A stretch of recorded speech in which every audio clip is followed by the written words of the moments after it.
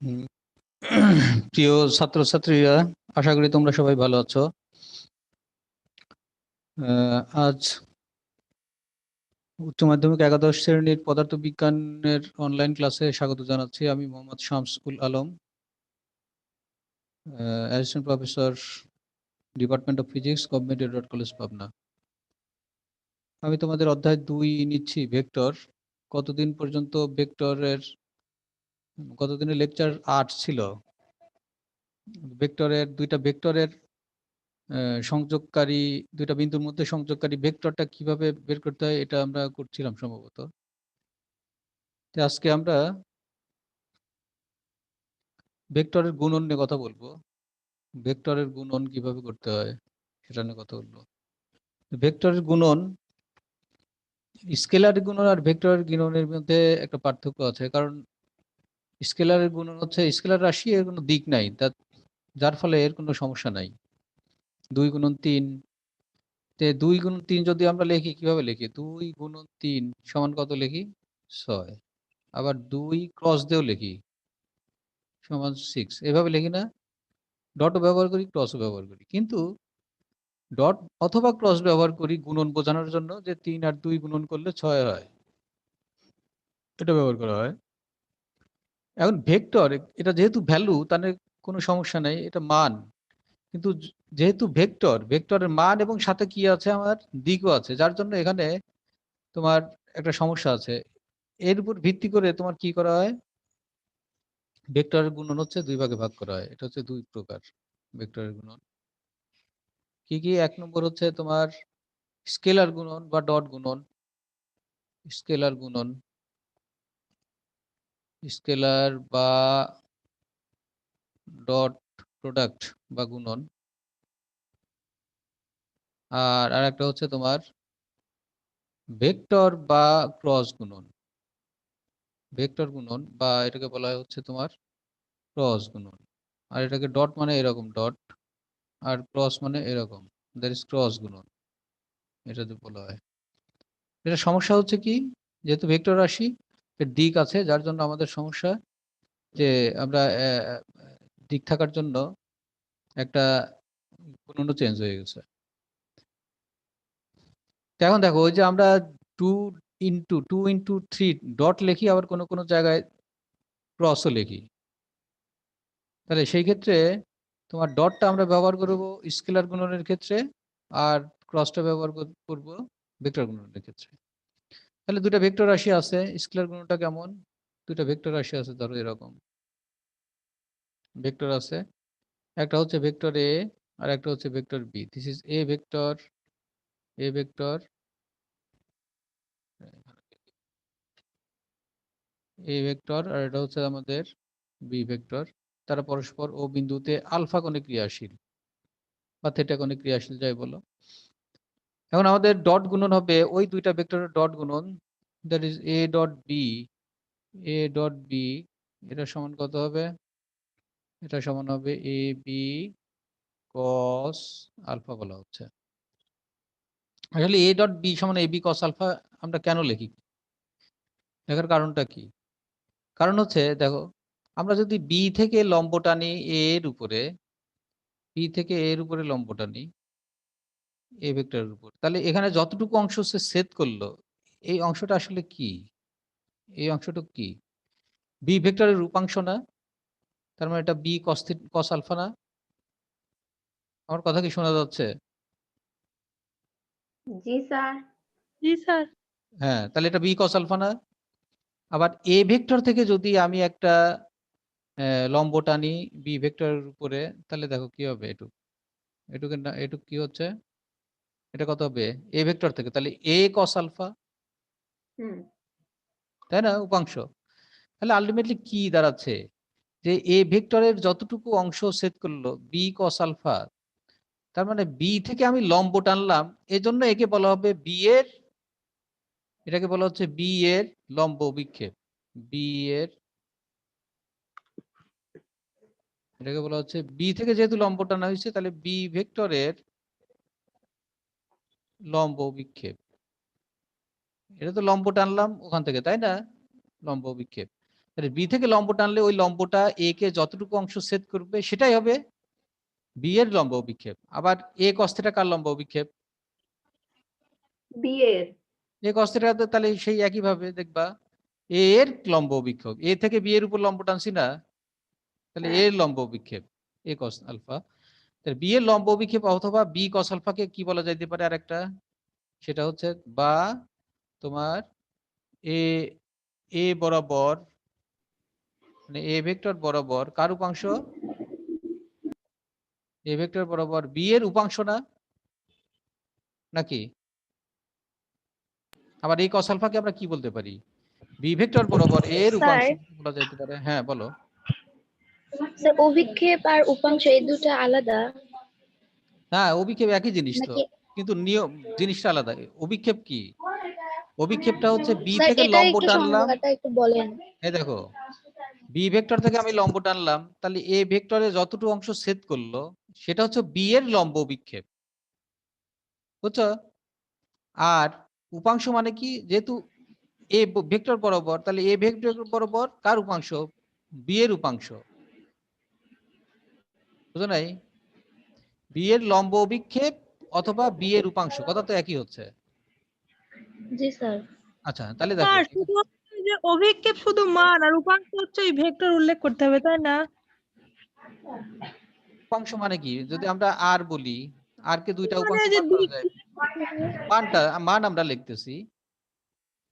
হয় অভিক্ষেপে শুধু মানটা লিখতেছি আর উপাংশে তো ভেক্টর চিহ্ন দিচ্ছি। ভেক্টর চিহ্ন তো হ্যাঁ ভেক্টর বরাবর হয়, ভেক্টরে মানও বের করা যায়, সবই তো করা যায়, অসুবিধা নেই তো। মানে উপাংশে মান দিক দুইটাই থাকে আর অভিক্ষেপে শুধু মান। তাহলে এখান থেকে দেখো, এখান থেকে আমরা যদি এ বি cos আলফা লিখি, তাহলে এটাকে আমরা লিখতে পারি এ ইন্টু বি cos আলফা, এটা লেখা যায়। আবার লেখা যায় বি ইন্টু এ cos আলফা, এটা লেখা যায়। লেখা যায় তো, এটাকে লিখতে পারি। তার মানে আসলে কি দাঁড়াচ্ছে, আসলে যে কোনো একটা ভেক্টর, যে কোনো একটা ভেক্টর এবং সেই ভেক্টরের উপরে অন্য ভেক্টরের লম্ব অভিক্ষেপের গুণফলই হচ্ছে তোমার কি? ডট গুণন, বুঝো নাই? তাহলে যে কোনো একটা ভেক্টর এবং ওই ভেক্টরের উপর অন্য ভেক্টরের লম্ব অভিক্ষেপের গুণফলই হবে হচ্ছে তোমার ডট গুণন। তাহলে এ ডট বি মানে এ বি cos আলফা, মানে এটা বোঝাচ্ছে। তাহলে যে কোনো একটি ভেক্টর, যে কোনো ভেক্টর ভেক্টর ও ওই ভেক্টরের উপর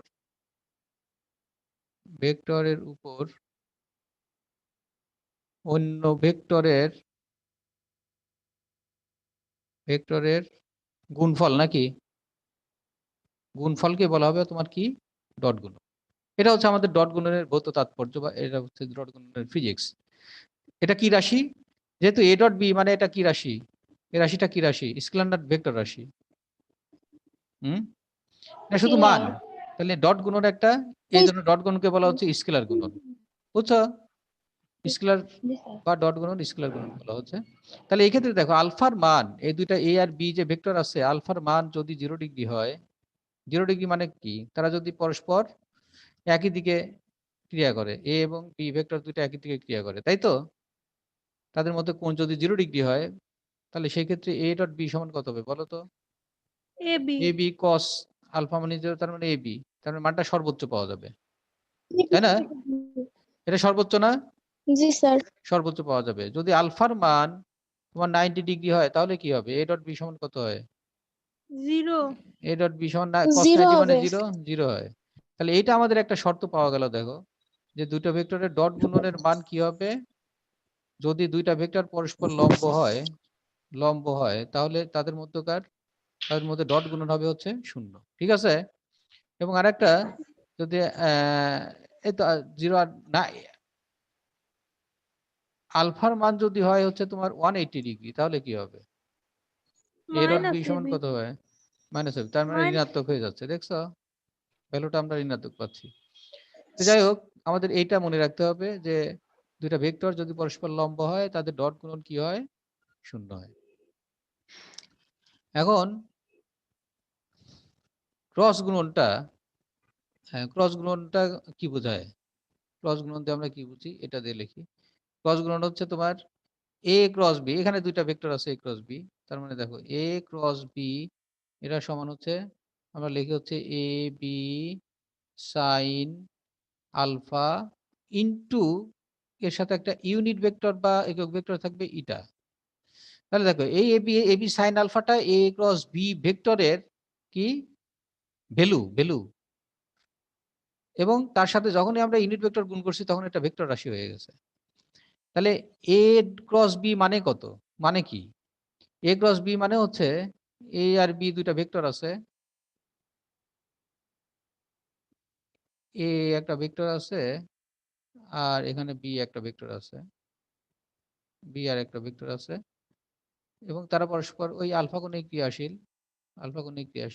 এখন দেখো এ ক্রস বি মানে কি? এ ক্রস বি মানে এ আর বি যে তলে অবস্থিত সেই তলটাকে সে নির্দেশ করে। এ ক্রস বি, এ এবং বি, দ্যাট ইজ এ থেকে বি এর দিকে ঘুরাইলে যে তলটা সে নির্দেশ করবে, এ বি দ্বারা যে তল নির্দেশ করবে, তাহলে এ থেকে বি এর দিকে মানে তীর চিহ্ন দিকে দিলাম, যে তল নির্দেশ করবে সেই তলের দিক হবে ইটা এর দিক, এই ইটা এর দিক, that is A cross B এর দিক। তাহলে আমরা জানি আমাদের ভেক্টর যে তল ও ভেক্টর ঘূর্ণনশীল একটা তল ভেক্টর রাশিটা নাকি, এবং ওই তলের দিক জি কোন দিকে স্যার। হয়? তলের দিক কোন দিকে হয়? স্যার ওই যে ডান হাতে নিয়মে ডান হাতে স্ক্রু, এই যে এটা যদি তল হয় তাহলে এই তলটা যদি ঘুরতেছে এই বরাবর এদিকে, তাহলে কি হবে? এই তলের সাথে লম্ব তাহলে ওই লম্ব বরাবর হবে ওই তলের দিক, তল ভেক্টরের দিক। বুঝো নাই? হ্যাঁ, তলের স্যার দিক সব সময় হচ্ছে কি কোন দিক বরাবর? জি স্যার। তলের সাথে লম্ব বরাবর। তাহলে দেখো এ আর বি মিলে যে তলটা করলো তার সাথে লম্ব বরাবর হবে কার দিক? এ ক্রস বি, ওই তলের দিক, এবং সেই তো দিক হবে হচ্ছে ইটার দিক, that is A cross B এর দিক, ওই তলের দিক। বুঝছো? তাহলে সেই ক্ষেত্রে আমাদের যদি এখানে আমরা একটা ডাইন হাতি এর দিকটা কিভাবে নির্ণয় করা হয়, ওখানে যদি আমরা ডাইন হাতে একটা স্ক্রু রাখি, ডাইন হাতে একটা স্ক্রু রাখো, এখানে ডাইন হাতে একটা স্ক্রু আমরা এইভাবে রাখলাম, রাখলে ওই ডাইন হাতি স্ক্রুটা কি হবে? ডাইন হাতি স্ক্রু মানে কি? আমি যদি ডাইন হাতি স্ক্রুকে ডাইন দিকে ঘুরাই তাহলে সে কি দেওয়ালের ভিতর প্রবেশ করে না নাকি? তাহলে ওই স্ক্রু ডাইন দিকে ঘুরালে ওই ভেক্টরটা যেদিকে যাবে, ডাইন দিকে ঘুরালে স্ক্রুটা যেদিকে যায় ওই ভেক্টর এ ক্রস বি ভেক্টরটা বা ওই তলটা প্রথম থেকে দ্বিতীয় ভেক্টরের দিকে ঘুরালে ওই ডাইন হাতি স্ক্রু নিয়মে যেদিকে যাবে সেদিকেই যদি যায় তাহলে পজিটিভ হবে। তাহলে এইখানে যে আমি আঁকাইছি এ ক্রস বি, তাহলে স্ক্রুটা যেভাবে রাখছি, তাহলে স্ক্রুটা তো ডাইন দিকে এ থেকে বি এর দিকে ঘোরালে ডাইন দিকেই ঘুরে, তাহলে এক্ষেত্রে ইটার মান কত হবে? এখানে ইউনিট ভেক্টরের মান তো 1, দিক কোন দিকে হবে? প্লাস, তাই তো? আর যদি বি থেকে এ এর দিকে ঘুরাই তাহলে কি হয় দেখো, তাহলে এখানে মানটা কত হচ্ছে? A B sine theta sine alpha, আর ইটার মান কত? প্লাস না, that is plus A B sine alpha. এখন আমি যদি একে বি থেকে এ এর দিকে ঘুরাই তাহলে কি হবে? তাহলে এখানে মাইনাস না প্লাস হবে বলো তো? বি থেকে এর দিকে যদি মাইনাস। ঘুরাই তাহলে স্ক্রু তো উপরের দিকে গেলে পরে পজিটিভ, কিন্তু সে কোন দিকে আসবে তখন? মাইনাস হবে। নিচে আসবে না, সেক্ষেত্রে ইটার মান হবে -1, দ্যাট ইজ এখানে কত হবে? Minus A B sine sine alpha. Alpha. তাহলে এ ক্রস বি মানে এ থেকে বি এর দিকে ঘোরানো, বি ক্রস এ মানে কত? বি থেকে এর দিকে ঘোরানো। এবং এই ক্রস গুণনের নিয়ম অনুযায়ী এটার কিভাবে দিক নির্ধারিত হয়? নির্ধারিত হয় হচ্ছে ডান হাতি স্ক্রু নিয়ম অনুযায়ী। তাহলে এই ক্ষেত্রে দেখো এই যে দুইটা আমরা ইকুয়েশন পেলাম, এই যে এইটা 1 নম্বর এবং 1 নম্বর 2 নম্বর ইকুয়েশন এটা পেলাম দুই দিকে ঘোরানোর জন্য। এক্ষেত্রে কি এ ক্রস বি সমান বি ক্রস এ এটা কি লেখা যাবে? লেখা যাবে না, না কারণ একটার স্যার। দিক একদিকে আর একটার দিক আরেকদিকে, that is not equal to B cross A. তাহলে ক্রস গুণন কি হয়? কখনো বিনিময় করে না, স্থান বিনিময় করে না। এ ক্রস বি বি ক্রস এ স্থান বিনিময় করবে। কিন্তু ডট গুণন কি? ডট গুণনের ক্ষেত্রে আমরা এ ডট বি সমান A B cos alpha, B dot A সমান এ বি কস আলফা লিখতে পারি না? তাহলে জি ডট স্যার। গুণ কিন্তু বিনিময় করে, ডট গুণন স্থান বিনিময় করতে পারে, কিন্তু ক্রস গুণন স্থান বিনিময় করে না। এটা আমাদের মনে রাখতে হবে। বোঝা গেছে? এখন আয়তাকার একক ভেক্টর গুলোর ক্রস গুণন ডট গুণনটা কি এটা আমরা একটু দেখবো যে আয়তাকার একক ভেক্টর আই যে কে আছে তাদের ডট গুণন এবং ক্রস গুণন গুলো কিভাবে কি হচ্ছে।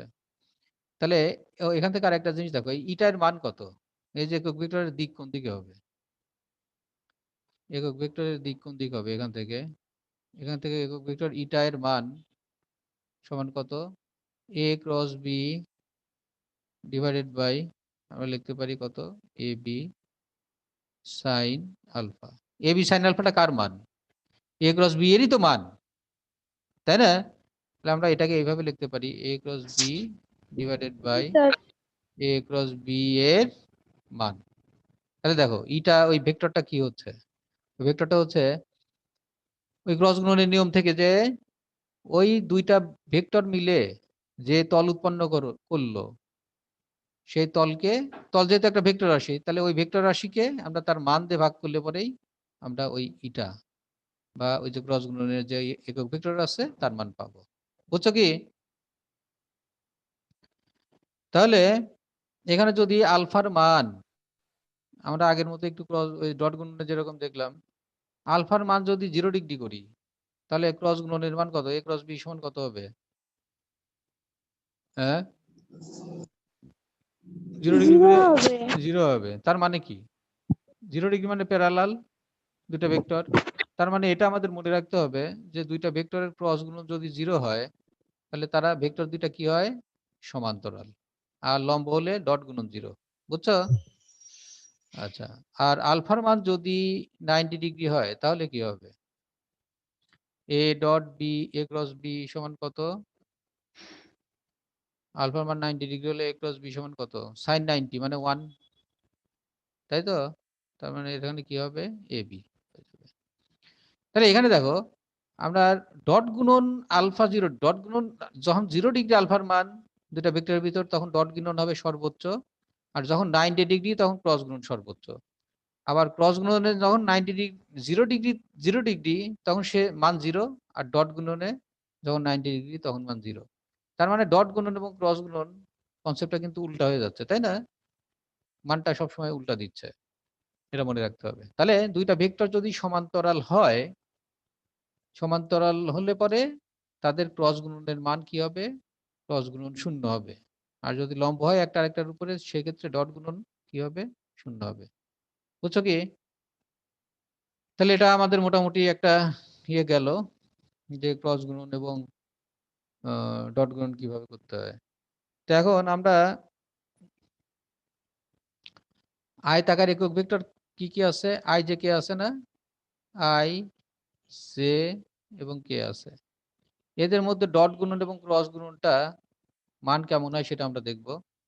তাহলে দেখো আই জে কে মানে হচ্ছে এরকম, এটা এক্স অক্ষ যদি হয়, ওয়াই অক্ষ হয়, এটা যদি জেড অক্ষ হয়, তাহলে আই অক্ষ বরাবর এক্স অক্ষ বরাবর কি কাজ করে, আই, ক্যাপ ওয়াই অক্ষ বরাবর জে, আর জেড অক্ষ বরাবর কে, এই তিনটা ইউনিট ভেক্টর কাজ করে। কারণ ডট গুণনের নিয়ম অনুযায়ী দেখো আই ডট আই যদি আমরা লিখি তাহলে কত হবে, এ ডট বি মানে কত, এ ডট বি মানে এ বি কস আলফা না, তাহলে আই ডট আই মানে এ বি কস, এদের মধ্যকার কোণ কত, আই আর আই এর মধ্যে কোণ কত, 0 degree. 90 degree. 0 degree. I I এর মধ্যে 0 না, কস 0 মানে 1, আই এর মানে 1, আই এর মানে 1, আই মানে ইউনিট ভেক্টর তাহলে তার মান কত, 1।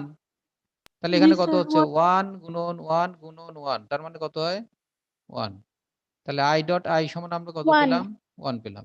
ঠিক একই ভাবে আমরা যদি তুমি যদি 1 করো তাহলে জে ডট জে সমান 1, কে ডট কে সমান আমরা কত পাবো, 1 পাবো। বোঝা গেছে?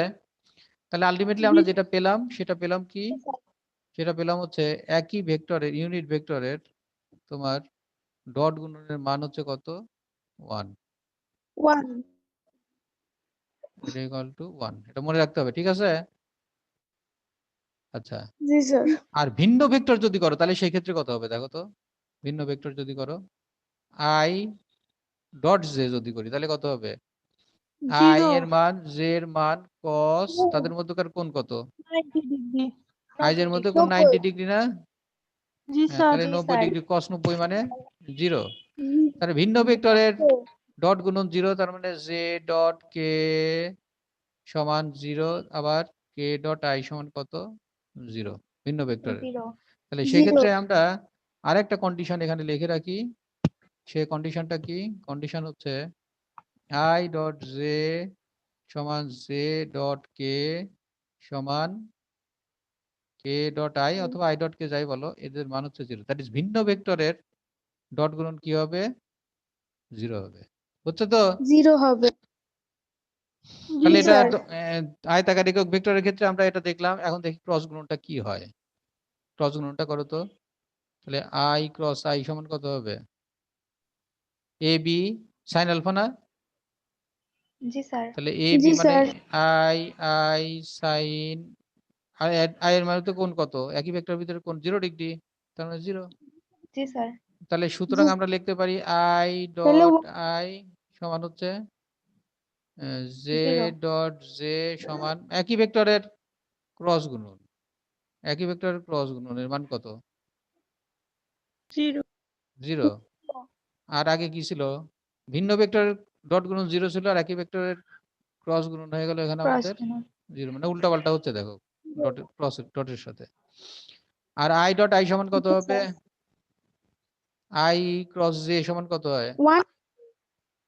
i j সাইন আলফার মান কত? সাইন আলফা মানে i j এর মধ্যে থাকে 90। 90 ডিগ্রি, 90 ডিগ্রি।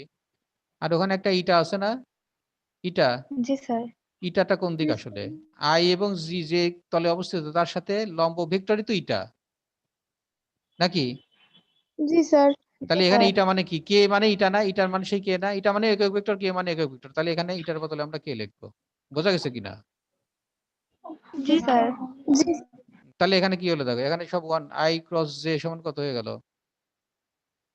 i j এর মান 1, 1 1 কে, এটা তো কে, কে কে এর মান না তো, এটা কে ভেক্টর, কে তাহলে ক্যাপ। কে হয়ে গেল। জি স্যার। কে দেখছো ক্যাপ। তো? তাহলে i ক্রস j সমান কে হলো? তাহলে j ক্রস k সমান লিখতে হবে i, K i cross k cross i সমান লিখতে হবে j। ব্যাপারটা কেমন? জে। ব্যাপারটা হচ্ছে এরকম যে তোমার আমি যদি একই ডিরেকশন অনুযায়ী দেখি যে i এখানে ডিরেকশন যদি একই হয়, i j k, কিন্তু ডিরেকশন যদি একই হয়, তাহলে i ক্রস j সমান কত? k, j ক্রস k সমান i, k ক্রস i সমান j। আই যদি আমরা উল্টাই নেই i ক্রস k জে। বলি, তাহলে কি হয়ে যাবে? ডিরেকশন চেঞ্জ হয়ে যাবে না? i ক্রস k করলে মাইনাস হয়ে যাবে তখন, জি স্যার। বুঝো নাই? নেগেটিভ হবে। তাহলে নেগেটিভ হবে। তাহলে আবার যদি j ক্রস i করি তখন কি হয়ে যাবে? Minus k। তার মানে ডিরেকশন তোমার একই রাখতে হবে, i j k i j k, minus. এই বরাবর যদি হয় তাহলে পজিটিভ হবে, আদারওয়াইজ কি হবে? মানগুলো মাইনাস হয়ে যাবে। এটা মনে রাখতে হবে। জি বুঝছো কি? স্যার। জি স্যার। জি তাহলে এইগুলো নিয়ে আমাদের মনে রাখতে হবে। কেন? কারণ আমরা যখন ওই যে অঙ্কগুলো করব তখন এগুলো আমাদের লাগবে। এখন দেখো আমরা একটা কাজ করি, সেটা হচ্ছে উম, দুইটা ভেক্টরের মধ্যে যদি ক্রস গুণন করা যায় তাহলে সেটা কিভাবে ক্যালকুলেশন করতে হয় বা ডট গুণন করলে কিভাবে ক্যালকুলেশন করে।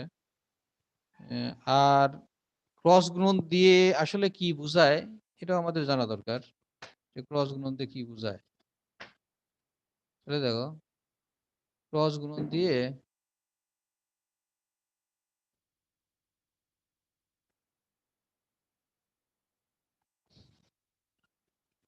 একটা সামান্তরিক ক্রস গুণন দিয়ে একটা সামান্তরিক যদি আমরা আঁকাই এরকম,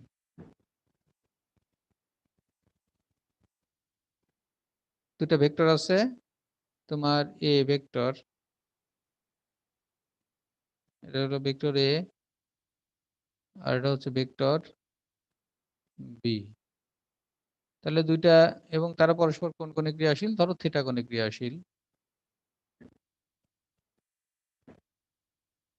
থিটা কোণে ক্রিয়াশীল। তাহলে এ বি থিটা কোণে ক্রিয়াশীল। তাহলে এখানে দেখো এরা এই এ বি দিয়ে আমরা যদি একটা সামান্তরিক অঙ্কন করি, একটা সামান্তরিক আঁকালাম, বুঝছো? আঁকানো যায় না? জি স্যার। তাহলে সামান্তরিক আঁকালাম। তাহলে সামান্তরিকের এ ক্রস বি যদি আমরা লিখি তাহলে কি হবে? এ ক্রস বি সমান কত? এই সামান্তরিকে আমি যদি এ আর বি ক্রস করি, যেহেতু এ বি দুইটা সামান্তরিকের সন্নিহিত বাহুতে কাজ করছে এবং তাদের মধ্যকার কোণ 0 ডিগ্রি, তাহলে আমরা এখানে লিখতে পারবো এ বি সাইন কত লিখবো? থিটা। আর এটা কি লিখবো? ইটা, তাই তো? ইটার দিক জি বা স্যার। এই ইউনিট ভেক্টরটার দিক এ ক্রস বি ওই তলের দিকের একই দিকে হবে। তাহলে এ ক্রস বি যে দিকে এ বি যে সামান্তরিকের যে তলটা হয়ে গেছে তার সাথে লম্ব বরাবর হবে কার দিক? ইটা, নাকি? জি স্যার। হুম, তাহলে দেখো এখন এখন ঘটনা হচ্ছে যে আমাদের সামান্তরিকের এই বি এটা তো থিটা, তাহলে এখান থেকে যদি আমরা এই বি থেকে এর উপরে লম্ব টানি তাহলে কি হয়? বি থেকে যদি এর উপরে লম্ব টানি তাহলে এটা সামান্তরিকের উচ্চতা নির্দেশ করে না? এইচ, জি লম্বটাই তো স্যার। উচ্চতা। তাহলে এটা আমি বি এর সাপেক্ষে যদি ধরি তাহলে এটা কত হবে? উপাংশটা কত হবে? বি কত বলো? বি সাইন থিটা না এই উপাংশ? বি এর উপাংশ কত হবে? এটা বি সাইন থিটা না? তার মানে সামান্তরিকের উচ্চতা হচ্ছে বি সাইন থিটা। তাহলে সেক্ষেত্রে তোমার এ ক্রস বি এর মানটা কত হচ্ছে? এ ক্রস বি এর মান কত? এই যে এখানে যে আমরা এ ক্রস বি লিখছি এই মান কত হবে তার? মান এ ক্রস বি এটার সমান হবে হচ্ছে B A sine B theta. B sine theta. আর ইটার মান তো 1ই, তাই না? যেহেতু মান বলছি তাহলে ইটার মান এখানে 1, এখানে 1 বসাই দিলাম। এখানে বি সাইন থিটা দেখো এখানে আছে আমাদের বি সাইন থিটা, এই যে B sine theta, B sine theta মানে কত? এইচ না? এইচ। জি এইচ। স্যার। আর এখানে এ তো আমার আছেই, এ, ঠিক আছে? এইচ। এইচ মানে কত? এ মানে কি? এ সামান্তরিকের। মানে কার মান? এ ভেক্টরের মান না? তার মানে এটা কি সামান্তরিকের ভূমি না? জি স্যার। তাহলে এটা ভূমি সামান্তরিকের। এ ভেক্টরটা মানে এ ভেক্টরের মান মানে সামান্তরিকের ভূমি, এবং এইচ মানে কি? এই যে উচ্চতা। উচ্চতা। উচ্চতা। তাহলে ভূমি গুণন উচ্চতা মানে কি? ক্ষেত্রফল। সামুদ্রিকের ক্ষেত্রফল না? জি স্যার। জি স্যার। তাহলে ওই যেটা মানে হচ্ছে সামন্তরিকের ক্ষেত্রফল। তাহলে ক্রস গুণন দিয়ে আসলে কি বোঝায়? তার মানে ক্রস গুণনের কি বোঝায় বুঝলে তুমি? হ্যাঁ, সামান্তরিকের ক্ষেত্রফল কি বোঝা যায়? সামন্তরিকের একটা দুটা ভেক্টরের ক্রস গুণন মানে ওই দুই ভেক্টর দ্বারা গঠিত সামন্তরিকের ক্ষেত্রফলই হচ্ছে ক্রস গুণন। বুঝছো কি?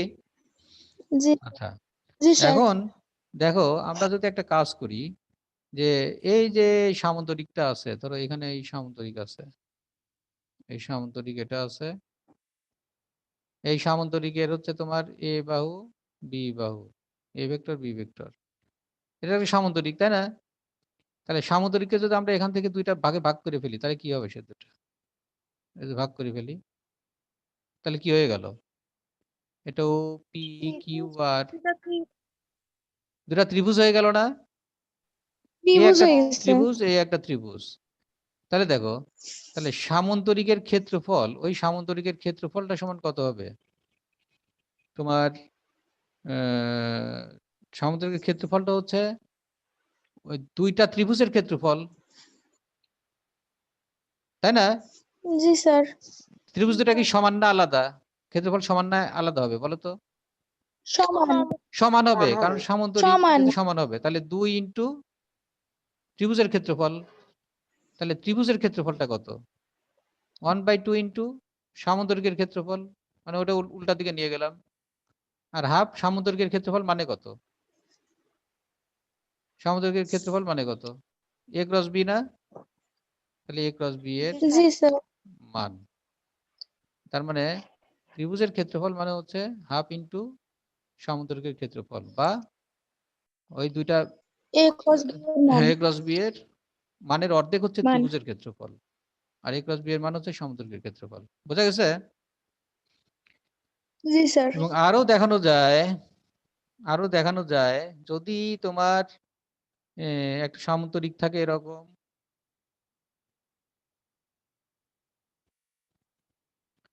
এরকম সামন্তরিক আছে সামান্তরিক হচ্ছে আমার এ আর বি আছে, সামান্তরিক কিন্তু 2 ডাইমেনশন, তাদের মধ্যকার কোণ যদি থিটা হয় তাহলে সেই ক্ষেত্রে তোমার এদের মধ্যকার দুইটা যদি কর্ণ থাকে, সামান্তরিকের কর্ণ তো অবশ্যই আছে, তাই তো? দুইটা কর্ণ আছে এই সামান্তরিক, এবং দুইটা কর্ণটা কি কি আছে? দুইটা কর্ণ আছে হচ্ছে একটা তোমাকে পি বললাম আর একটা বললাম হচ্ছে কিউ, দুইটা কর্ণ কিন্তু। তাহলে পি ও কিউ একটা সামান্তরিকের যদি দুইটি কি হয়, দুইটি কি কর্ণ, কর্ণ হয়, তাহলে ওই সামান্তরিকের ক্ষেত্রফলটা কত হবে? সামান্তরিকের ক্ষেত্রফলটা হবে তোমার হাফ ইন্টু ওই কর্ণদ্বয়ের গুণফল, পি ক্রস কিউ এর কর্ণদ্বয়ের ক্রস ফলের অর্ধেকের সমান হচ্ছে গুণফল। সামান্তরিকের ক্ষেত্রফল। বুঝছো? এখানে একটা জিনিস খেয়াল রাখা লাগবে যে এইখানে যে আমরা এ ক্রস বি লিখছি, এ ক্রস বি কোনটা লিখলাম? এ ক্রস বি লিখছি কিসের? এখানে ত্রিভুজের ক্ষেত্রফল half into A cross B. A cross beta কি? সামান্তরিকের ক্ষেত্রফল, সামান্তরিকের ক্ষেত্রফল। হ্যাঁ, সামান্তরিকের সামান্তরিকের ক্ষেত্রফল। ক্ষেত্রফল। তার মানে এই দুই এ আর বি বাহু না? সামান্তরিকের দুইটা সন্নিহিত বাহু, এই দুটো তো বাহু। কিন্তু এই পি আর কিউটা কি? একই জিনিস দেখা যাচ্ছে, কর্ণ। এটা কিন্তু সামান্তরিকের কর্ণ। এই দুটো খেয়াল রাখা লাগবে। বুঝছো? এটা কিভাবে আসলে একটু দেখাই দিবেন? এটা তো বড়, এর ইয়ে তো মোটামুটি আমার 10 মিনিট লাগবে। ওটা দেখে নিও, বইতে আছে, এটা দেখো, বইতে সমাধান আচ্ছা করা ঠিক আছে। ওই ত্রিভুজ সূত্র ধরবা, বুঝছো? এই যে এ আছে না, এ বি, তাহলে পিটা কত হবে? এ বি এদিকে কাজ করতেছে, এ এদিকে কাজ করতেছে, তাহলে আমি ভেক্টরকে পিটাকে এই বরাবর লিখবো, তাহলে একটা ত্রিভুজ সূত্র হলো, হলো না? এটা দিয়ে একটা ত্রিভুজ সূত্র হলো। আবার এটা যদি এ হয় এটা কত হবে? এ। আর এটা যদি বি হয় এটা হবে হচ্ছে বি। তাহলে এইটাতে আবার এটা একটা ত্রিভুজ সূত্র হবে না? হবে কিনা? তাহলে এখানেও একটা আমাদের ত্রিভুজ সূত্র করতে হবে এটা দিয়ে। তাহলে এটা হবে এটা, সরি, এটা দিয়ে এ আর বি দিয়ে আমাদের এখানে ত্রিভুজ সূত্র হবে এই বরাবর। তাহলে ত্রিভুজ সূত্র অ্যাপ্লাই করে নিয়ে, দুটার জন্য অ্যাপ্লাই করে নিয়ে তারপরে তুমি মান বসায় দিবা, আস্তে আস্তে হয়ে যাবে। একটু লাগবে আর কি, তো এটা মনে রাখতে হবে। তাহলে এখানে দেখো তিনটা জিনিস আমরা পেলাম। একটা পেলাম সামান্তরিকের ক্ষেত্রফল, মানে সামান্তরিকের ওই দুইটা ভেক্টরের ক্রস গুণনের মানটাই হবে সামান্তরিকের ক্ষেত্রফল। একটা ত্রিভুজের ক্ষেত্রফল সামান্তরিকের ক্ষেত্রফলের অর্ধেক। আর একটা হচ্ছে কর্ণ যদি দেওয়া থাকে তাহলে কর্ণদ্বয়ের গুণফলের মানের অর্ধেক হবে হচ্ছে সামান্তরিকের ক্ষেত্রফল। এই তিনটা জিনিস খুব লাগে, কিন্তু এই তিনটা জিনিস মনে রাখতে হবে।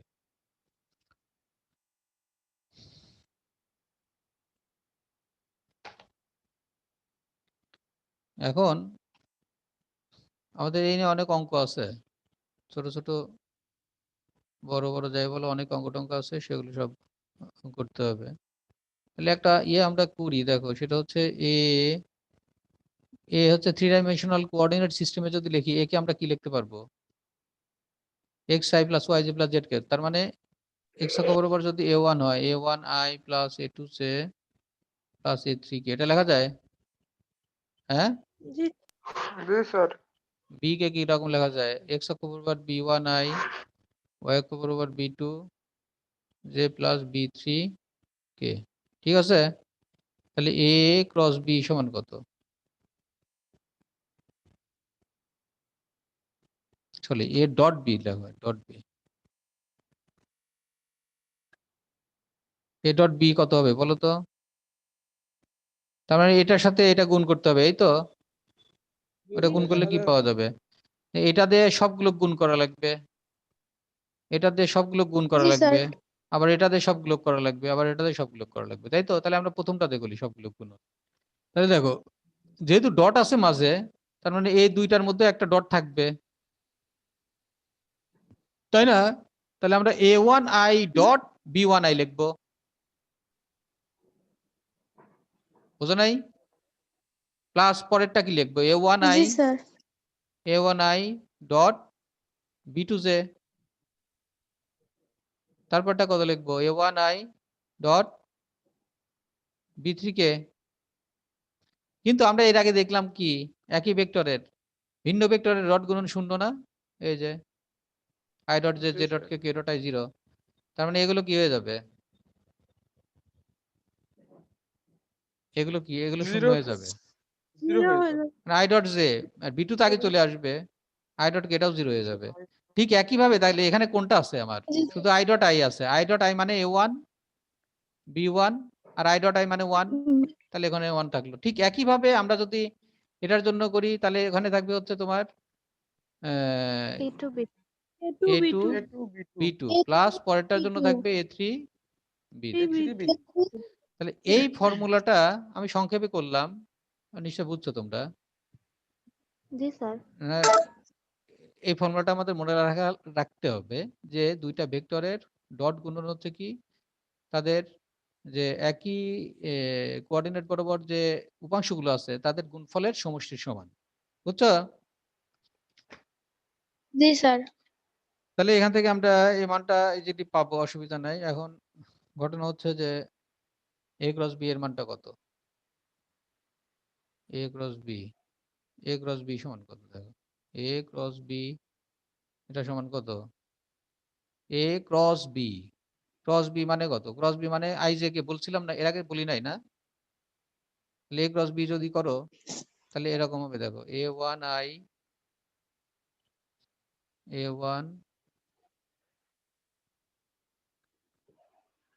i plus a2 j plus a3 k আর ক্রস b মানে কত? b1 i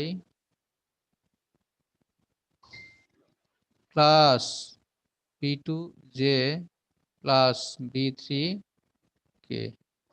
কে? ঠিক আছে? জি স্যার। তাহলে এইখানে আমরা ক্রস গুণন দিয়ে যদি কাজ করি তাহলে কি হবে? দেখো এই a1 i এর সাথে এটাতে যখন আমি কাজ করব তাহলে এটাতে সবাইকে গুণ করতে হবে। তাহলে i ক্রস i প্রথমটা, আর একই ভেক্টরের ক্রস গুণন কি হয়? জিরো হয়। 0 হয়। তাহলে একই ভেক্টরের ক্রস গুণন প্রথমটা 0 হয়ে যাবে এই ভেক্টরের জন্য। পরেরটা কত হবে? a1 i zero cross b2 j। তাহলে পরেরটা কত হবে? দেখো a1 b2 i cross j না? i ক্রস j মানে কত? জি i ক্রস j মানে কে? হ্যাঁ, i ক্রস j সমান কে না? জি স্যার। j ক্রস k সমান কত? জি i না? স্যার। তো এইভাবে তাহলে এখানে দেখো এটা i এর সাথে কত হলো? জি এটা sir. i cross a1 b2 এটা i ক্রস j মানে হয়ে গেল কে, আমি লিখলাম একবারে, প্লাস পরেরটা দেখো a1 b3 i cross k মানে কত? J. Minus j। J. k cross i মানে j। আমি বললাম না একই ক্রমে যদি হয় j, কিন্তু যদি তুমি এটা লেখো যদি উল্টে যায় তাহলে i ক্রস k সমান কত হয়ে যাবে? মাইনাস j হবে না? মাইনাস মাইনাস j মাইনাস হলো। স্যার। ঠিক এইভাবে তোমার অন্যান্য মানগুলো আসবে, যে a2 এর ক্ষেত্রেও এরকম টাইপের আসবে, এই a3 এর ক্ষেত্রেও এরকম ধরনের মানগুলো আসবে। তাহলে a2 এর ক্ষেত্রে কি আসবে? দেখো a2 এর ক্ষেত্রে আমরা এমনি লিখতে পারবো। তাহলে a2 এর ক্ষেত্রে কত আসবে? a2 j cross i। তাহলে j I. a2 a2 b1 j cross i মানে কত?